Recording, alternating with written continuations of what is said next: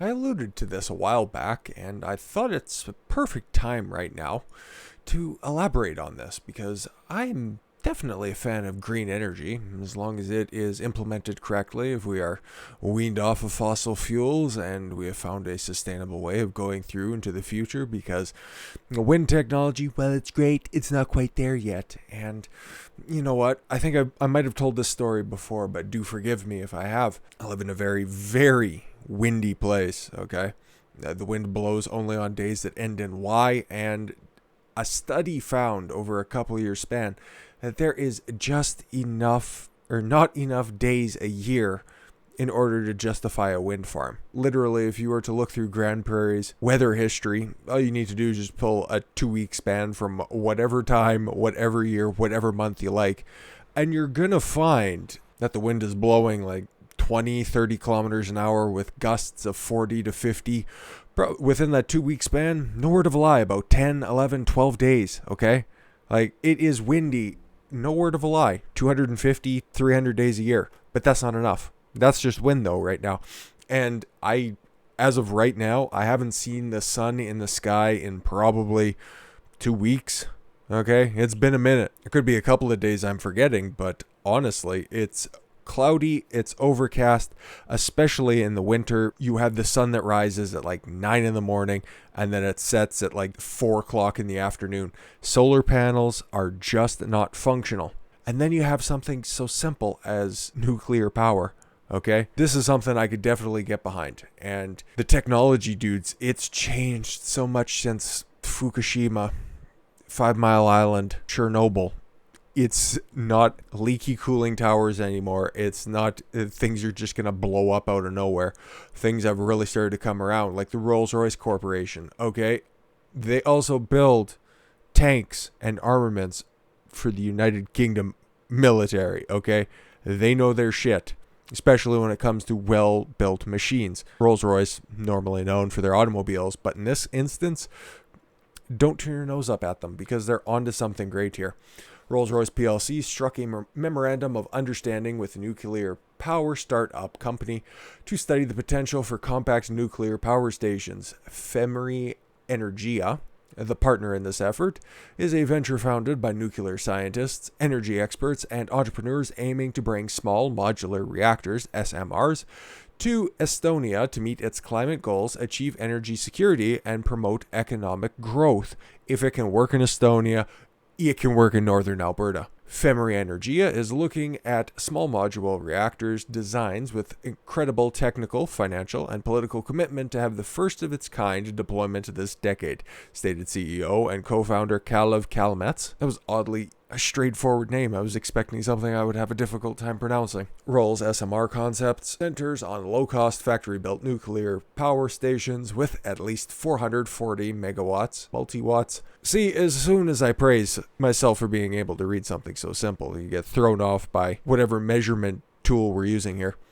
Of electrical energy capacity. Last fall, Rolls led the launch of a consortium of business and the United Kingdom government to establish a series of SMRs in Britain during this decade. UK SMRs consortium will build a power station and then transfer proprietorship to utilities or power generation companies. Tom Sanson, interim CEO of UK SMR Consortium, stated nuclear power is central to tackling climate change, economic recovery, and energy scrutiny. All of those are actually true, because there are absolutely zero carbon emissions that come off of nuclear power facilities. To do this, it must be affordable, reliable, and investable. And the way we manufacture and assemble our power stations bring its costs down to comparable with offshore wind.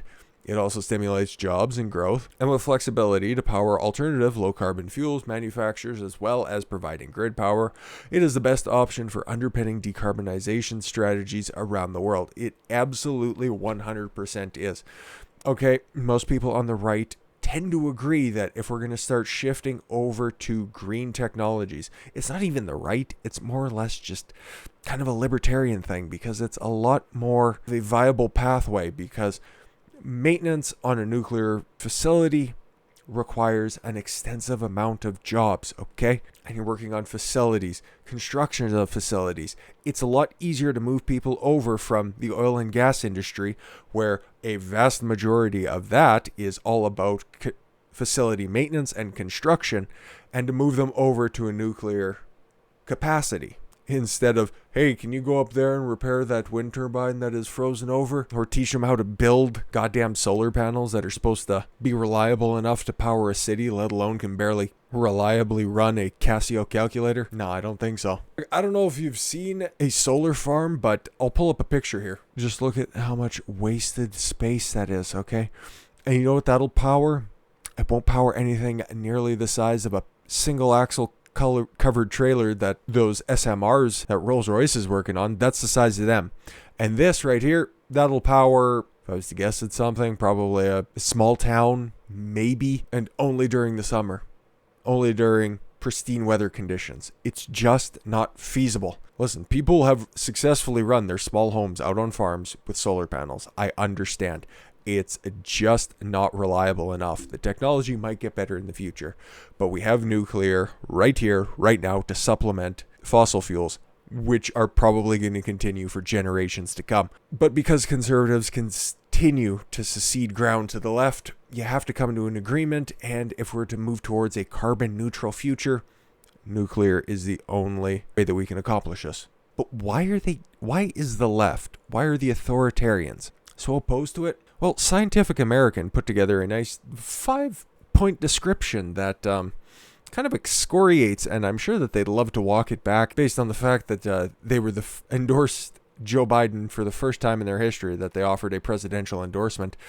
And it was right in the heart of Barack Obama and all of his green funding for the companies like Solyndra, which made the atomic bomb look like a small meltdown in comparison. But yes, Democrats, leftists, authoritarians, what have you, do not like nuclear power. For reasons, well, as Scientific American put, ignorance. The simple reason remains remarkably pervasive. I'm not trying to sound preachy or elitist here, but reading 2 or 3 books would greatly benefit people who have a gut reaction against nuclear energy. A whole set of beliefs about any kind of radiation in any proportion being harmful, about nuclear plants releasing large amounts of radiation, whether in reality they release fractions of what everyone naturally gets from the environment, about nuclear waste being a hideously convoluted and insoluble problem. The problem is largely political, not technical, can be dispelled by reading some basic books on radiation and nuclear energy. The most important revelation is the context and is how, in our daily lives, we face risks that are hundreds of times greater than those from nuclear energy, transportation, air pollution, etc., without being nonplussed. It goes on to describe the fact that there are leaps and bounds of technological advancements that have happened. And remember, this was penned in 2013. And as we've seen with the previous article, that technology has been refined even further. Bad psychological connections. Oh, we get to call leftists crazy. That's fun. There are 2 bad connections in the minds of many liberals. Age of consent and why it's too high. Oh no, sorry. Both of which are rather unjustified and contribute to their dislike of nuclear power. One of the connections between nuclear power and nuclear weapons. Yep. We see that all the time. Okay, there's a conflation whenever leftists get stuck on a word. They drill down on that like an autistic child drills down on a Rubik's Cube. They hear something that they don't like or something that they can attach to, and that's all they can think of. It becomes a one-way track, okay? Donald Trump could cure cancer, but he's still Orange Man. There go. Bad. A very 50,000-foot example, but I need not run down that list. They provide an adequate example for everyone right there. Knowing the basics about how different weapons are from reactors can contribute to mitigating this misunderstanding.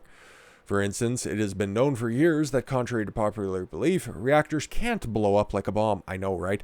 The fundamental fact to be understood is that every power source carries some risk, and the danger of nuclear proliferation mainly exists because of human fallibility, not because of some inherent problem with nuclear energy. The thrust should be maintaining an international system that safeguards nuclear material from being used for weapons, not to ban the material and technology themselves. Exactly. Just understand what we're doing, and understand, just like your telephone. Okay? Remember your telephone. Jesus Christ, can't sound older. No, it's my birthday. Speaking of connections, there's not a couple that are in my head that are making the right ones. No, just think about your cell phone in 2013. Okay, what was the hot one at the time? Probably, Galaxy 1? That would have been, iPhone 4 or 5? Now just take a look at your current day device. Does it bear even a remote resemblance to what you had 8 years ago? Exactly.